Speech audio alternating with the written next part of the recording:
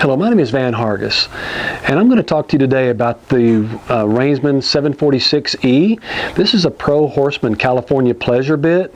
This is by far one of my favorite bits on what I would say my more finished type horses. In other words, it's a horse that doesn't really need a whole heck of a lot of training. He's pretty much doing everything I want him to do very perfectly well.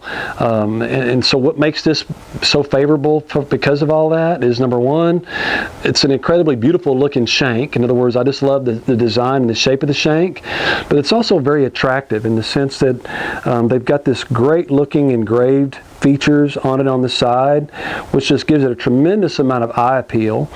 But then from the functionality aspect of the bit, it's made with a sweet iron mouthpiece. I love sweet iron because, again, it's very palatable to horses. It helps a horse salivate, and it just makes them feel very comfortable, feeling very unthreatened.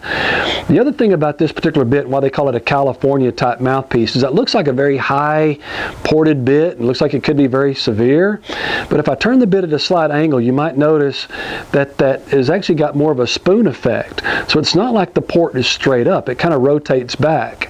And what that means to your horse is, as the bit begins to rotate, the roof of his mouth is never really threatened by that port. Sure, he feels the bit rotate, but by the time the horse gets into this bit, he already knows what palate pressure and everything is already about.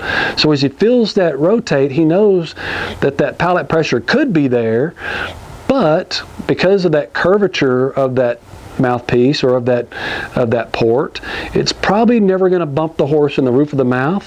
So it's just kind of a warning to him, I guess you could say, just kind of a reminder of the previous bits you may have used on him and getting prepared for this type of bit.